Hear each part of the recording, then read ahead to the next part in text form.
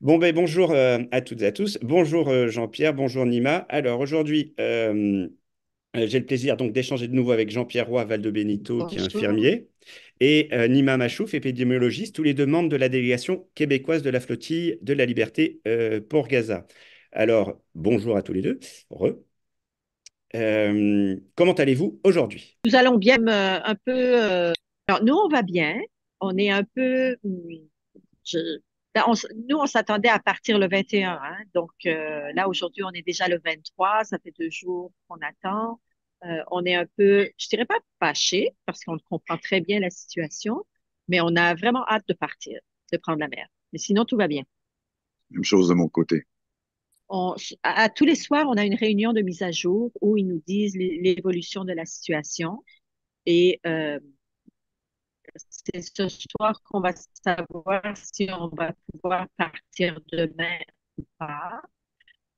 Actuellement, euh, ce qu'il y a, c'est qu'il y a beaucoup de pression diplomatique, pression interdiplomatique. Essaye de leur demander d'empêcher de laisser la flottille partir.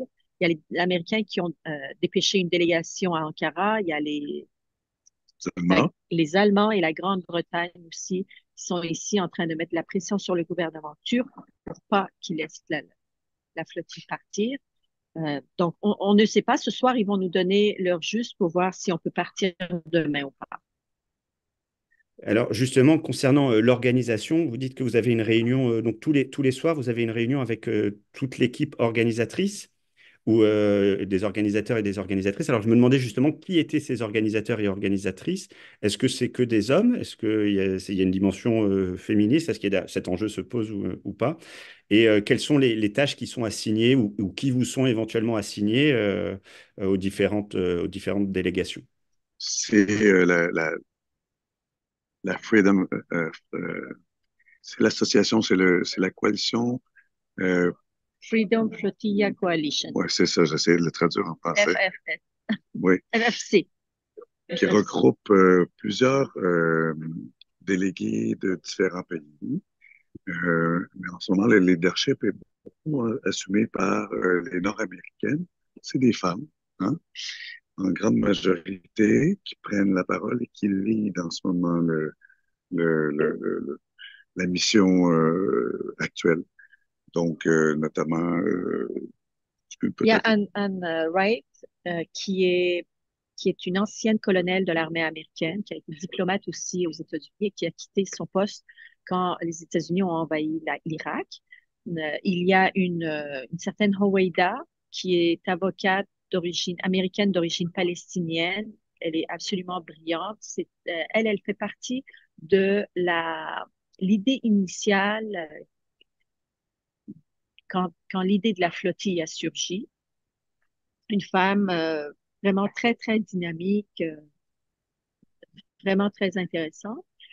Il y a aussi d'autres personnes. Il y a une certaine américaine d'origine afghane. Il y a qui d'autre qui est dans Une Canadienne. l'organisation? Oui, il y a Wendy, une Canadienne qui est dans le noyau dur. Donc, Jean-Pierre a raison.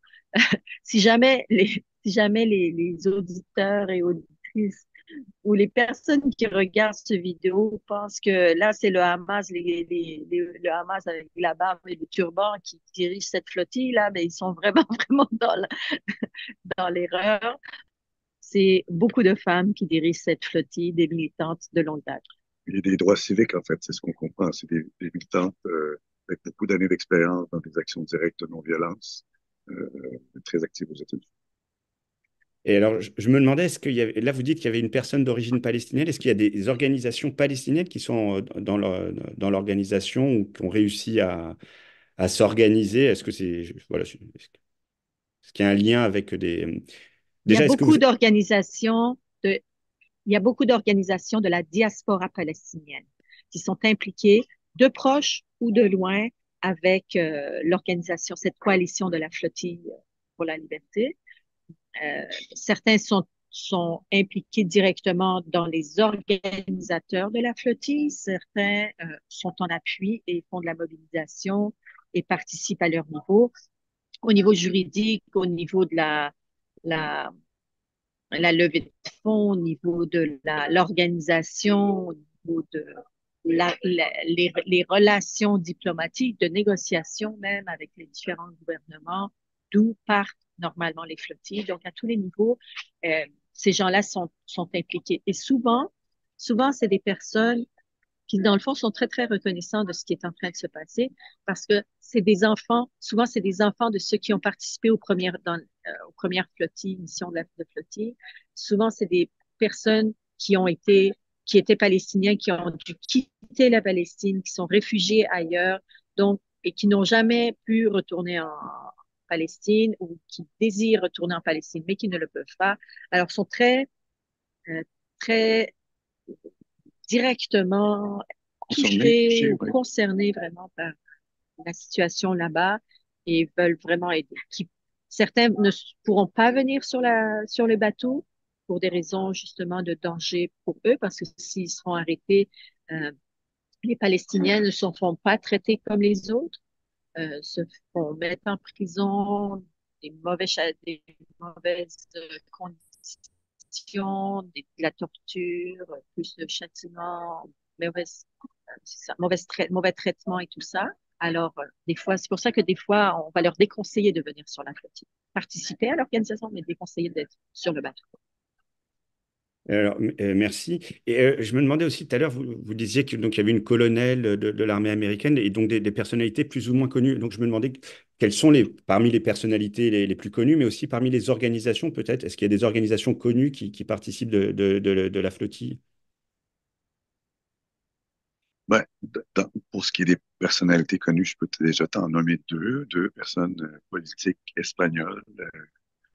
Il y a une élue de Podemos qui est là et il y a l'ex-mairesse de Barcelone, Ada Colau, Colau. Colau, oui, Ada Colau, qui est une personnalité quand même de la gauche, de la nouvelle gauche européenne, là, Podemos, la France insoumise, qui est assez connue, très médiatisée ici, est arrivée, il y a- elle n'a pas été lâchée par les journalistes. Il y a aussi Ok. un député européen dans l'équipe espagnole. Oui, c'est vrai. Ok. Ben, merci. Une autre question qui porte sur, j'ai entendu lors d'un entretien Nima qui disait qu'il y avait une formation obligatoire pour les membres de la délégation, notamment sur comment réagir en cas d'arraisonnage par les forces israéliennes, comme ça s'est passé dans d'autres flottilles. Donc, je voudrais savoir, c'est quoi le contenu de cette formation, enfin brièvement en tout cas, c'est quoi le contenu de cette formation? Qu'est-ce qu'on vous demande de faire ou quels sont les éléments de la formation en fait? Ouais.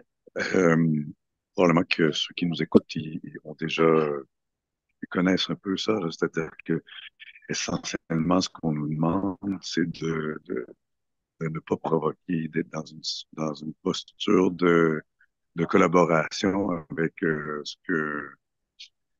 que les forces israéliennes, lorsqu'elles vont, si elles arraisonnent le bateau, si elles débarquent sur le bateau, de collaborer le plus possible, d'éviter la confrontation, évidemment, et dans l'objectif de tout faire pour ne pas revivre une situation où on donne raison aux forces israéliennes d'intervenir et d'user de violence. Euh, Comprendre qu'on n'est pas dans une situation où on est dans la rue, dans une manifestation, on est sur un bateau, dans un endroit clos. Donc, il faut évidemment éviter toute situation qui pourrait dégénérer, engendrer de la violence de la part des forces, peut-être là-dessus Et rejeter. on n'est pas à notre première flottille. En 2008, ça a commencé en 2008, donc ça fait au moins 15 ans que qu'il y a des flottilles qui partent pour Gaza, pour casser le blocus, et aussi apporter de l'aide humanitaire.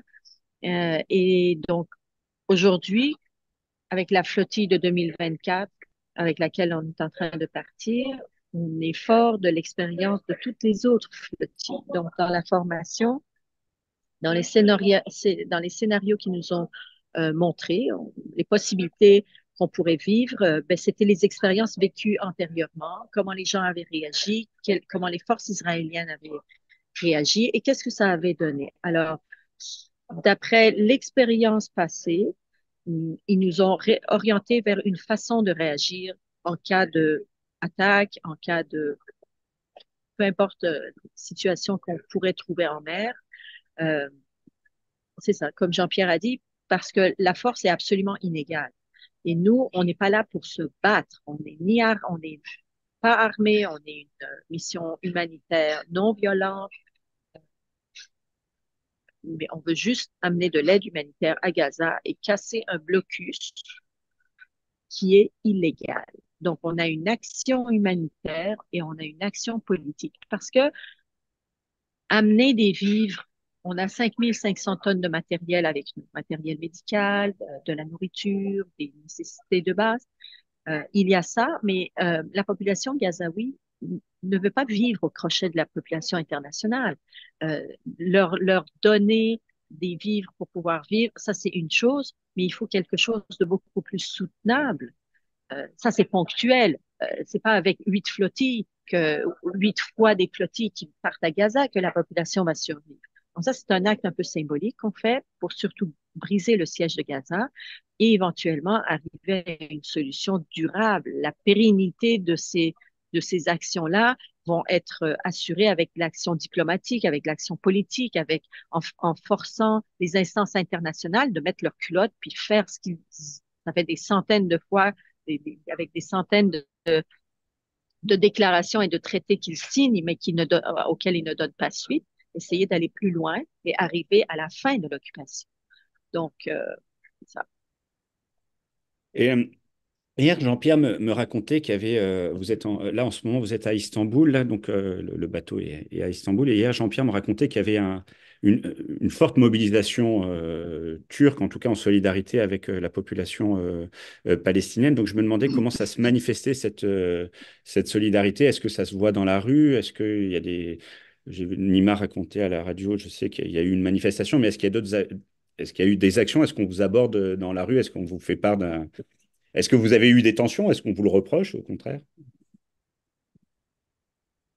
Non, au contraire, lorsqu'on nous reconnaît comme étant des étrangers qui viennent pour participer à la flottille, c'est assez chaleureux.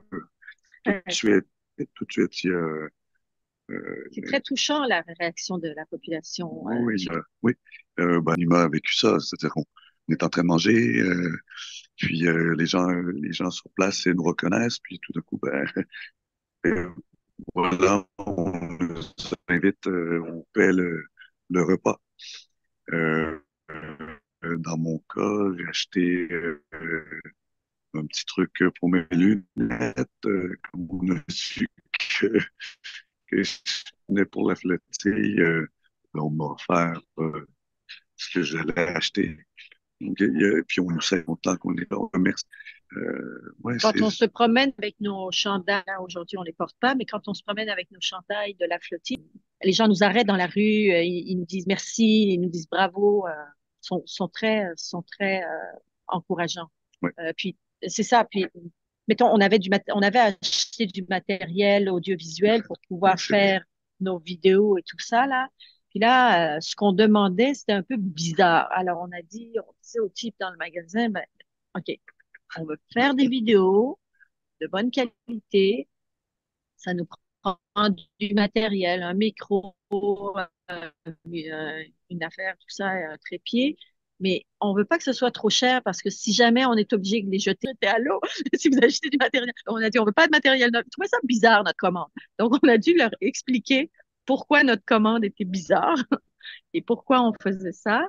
Et quand il a su ça, il a dit, ah, oh, ça c'est pour la cause palestinienne. Ils nous l'ont fait à moitié prix.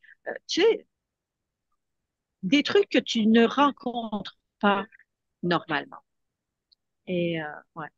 Il y a dans la rue, on se promène, il y a des oriflammes, donc ces bannières qui sont accrochées aux poteaux, aux lumières de la ville, qui parlent avec la photo de la flottille, qui parle de ça. Oui, on la rencontre comme ça, la manifestation. Et aussi, quand il y a eu une levée de fonds pour ramasser de l'argent pour pouvoir acheter les bateaux, ben, il y a quand même 4 millions de 4 millions, personnes ouais, comme je disais. qui avaient participé à la levée de fonds. C'est énorme, ça. Les Turcs sont les principaux donateurs? C'est un des La principaux population soutiens. turque, oui, Ouais. oui, un des Et, principaux soutiens. et Nima, là, tu disais que quand vous achetiez un appareil photo ou un micro, je ne sais pas, tu avais peur de le jeter à l'eau. C'est-à-dire qu'une des consignes, c'est que si vous vous faites interpeller, c'est de vous débarrasser du matériel. Pour quelle raison? Ouais. Pour pas que les Israéliens y aient accès. Donc, pour pouvoir On envoie le maximum, mais c'est ça, on envoie tout le temps en continu. Tout ce qu'on filme, on essayait de l'envoyer si on peut. On essaye de l'envoyer, on va avoir accès à Internet, on va pouvoir communiquer. Et L'idéal, ce qui est suggéré, c'est aussi de faire du live streaming, oui, c'est-à-dire en direct le plus possible. Évidemment, on est sur des fuseaux horaires différents, alors c'est possible. Donc, moins stocké, moins moins stocker le matériel et tout envoyer. Parce que d'un coup que d'un coup qu'on puisse pas l'envoyer après. Alors, pour s'en parce que de débarrasser. toute façon, si on le jette pas à l'eau, selon les expériences passées, ils vont tous les casser. D'accord. Alors, Euh, alors, j'ai trois dernières questions. Est-ce que vous avez des nouvelles de Gaza? Vous êtes plus proche que nous. Et je me demandais si c'était plus facilement accessible parce que d'ici, on a peu de nouvelles des personnes sur place. nous, moi, de mon côté, j'ai pas eu de discussion avec qui que ce soit qui nous a donné des nouvelles de Gaza, parce que la situation est, le- ce qui se passe là-bas est très, très contrôlé. Il n'y a rien qui sort. C'est juste les personnes, les humanitaires qui vont donner soit des soins, distribuer de la nourriture, et qui sont étrangers, qui ressortent, c'est eux qui ont l'information la plus à jour et la plus objective, en guillemets, de ce qui se passe. il y a un blackout Total. total sur ce qui se passe à Gaza. L'armée israélienne a expulsé les journalistes ou les a tués. Donc, il y a très peu de journalistes qui sont sur place, presque pas. Et c'est pour ça que les humanitaires sont devenus une cible de l'armée, parce que c'était les humanitaires qui ont fait le relais de l'information, de parler de la situation et de parler de ce qui se passait sur le terrain. Donc, c'est eux qui sont devenus les nouveaux journalistes, si vous voulez. C'est pour ça qu'à partir de ce moment-là, les internationaux, pas les internationaux, mais les humanitaires aussi sont devenus cibles sont devenus la cible des attaques de l'armée. Alors, il y a très peu d'informations qui sortent, à vrai dire. Alors là, je vous coupe parce qu'il m'est arrivé quelque chose de très bizarre sur l'écran en même temps que tu parlais. Je ne sais pas à quoi c'est dû, mais j'avais sur ta. C'est vraiment bizarre. Excusez-moi de raconter ça là comme ça, mais Moi aussi, j'avais Ben un oui, pouce à l'envers sur ton visage tu qui est n'as pas apparu. aimé ce que je dis. Ouais, visiblement, mais c'est pas moi qui ai fait ça. Je sais pas comment vous le dire là. C'est ça, j'ai dit, ah ben, il aime pas ce que je dis. Mais vous l'avez vu? Ben, Là, il vous y le en a voyez? d'autres qui sont en train d'écouter d'abord. Oui, Ouais, oui, c'est nous, ça. on l'a vu, oui, oui. Ok, Alors, celui qui écoutait, il n'était pas d'accord. bah, bonjour monsieur, bonjour madame. Écoutez, vous avez le droit de vous exprimer librement encore. J'espère qu'on peut continuer, mais c'est un peu stressant. Bon, bon, ben, ça m'a fait tout bizarre. Et ben justement, tiens, deux dernières questions. Donc là, il est possible que vous partiez demain. Quelles sont vos principales craintes? Ou quelles sont pas euh, forcément pour vous, parce que j'imagine que j'aurais très peur si j'étais à votre place, mais pour les organisateurs et les organisatrices, quelles sont les craintes qui sont identifiées? Est-ce que c'est je sais pas, que ça soit des dissensions à l'interne ou plutôt des risques de violence majeure, comme il y a pu en avoir en 2010 avec plus d'une dizaine de morts? Non, c'est plus la mission, les participants, l'organisation. On est tous très, très bien minded, en bon français. On est tous prêts à partir. Et notre crainte, c'est que les Turcs ne nous laissent, ben, le gouvernement turc ne nous laisse pas partir à cause de la pression qu'ils sont en train de recevoir, qu'ils vivent. On a des craintes que une fois en mer, on nous intercepte sur mer. On a aussi des craintes que une fois rendus vers Gaza, on ne nous laisse pas amarrer, comme on dit oui, ça, oui, en tout cas, acquis, débarquer, débarqué acquis. débarquer le matériel. Donc, tout ça, ce sont des dangers. Mais quoi que ce soit qui arrive à la flottille, nous, pour nous, c'est très simple. On embarque dans le bateau, on cap, on met le cap sur Gaza et On avance vers Gaza, on dépose le matériel, on revient. Si c'est pas comme ça que ça se passe, c'est parce que l'armée israélienne nous a interceptés ou la pression israélienne nous en est empêchée. Et ça, c'est très déplorable parce que empêcher une mission humanitaire d'atterrir euh, et d'arriver à une population qui en a grandement besoin, ce n'est pas, ce n'est pas légal. Il n'y a aucune convention internationale qui dit que vous avez le droit d'empêcher d'amener de la nourriture à une population qui a faim, d'amener du matériel médical à une population qui en a besoin. L'humanité, euh, en fait, l'inaction de nos gouvernements est à un point qu'on se demande l'humanité vers où elle s'en va. Ça n'a pas de bon sens ce qui se passe. Alors, nous, Euh, nos craintes sont surtout qu'on ne nous laisse pas faire la mission. d'accord. Ben, Jean-Pierre, tu voulais dire? Je t'ai coupé. Non, non, non, Nima dit, exprime totalement ce que... Merci en tout cas à tous les deux. Là, je vais pas vous prendre plus de temps. Merci pour tout ce que vous faites. Là, c'est vraiment, je pense que c'est super important. Euh, et si donc normalement on essaye de se retrouver demain à la même heure, si vous êtes toujours partant, peut-être que vous serez en mer. J'espère que je vous le souhaite. J'espère que ça se passera surtout très bien. Et voilà, je voulais vous dire merci encore une fois et puis à demain. Merci pour Merci l'entretien. beaucoup. Et dans le fond, notre sécurité, c'est vous qui allez l'assurer parce que plus elle est médiatisée, la flottille, plus on va être en sécurité. C'est pour ça que les armées et le gouvernement oppresseurs, la première chose qu'ils font, c'est de couper les médias pour pas que les gens voient l'état de la situation. Comme ça, c'est leur version qu'ils peuvent raconter à qui veut bien entendre. Mais nous, on a besoin que vous soyez on va être vos yeux, on a besoin que vous soyez nos relayeurs d'informations. Eh ben, on va essayer. Et puis, mais vous, prenez soin de vous et puis bon courage. Donc, à demain.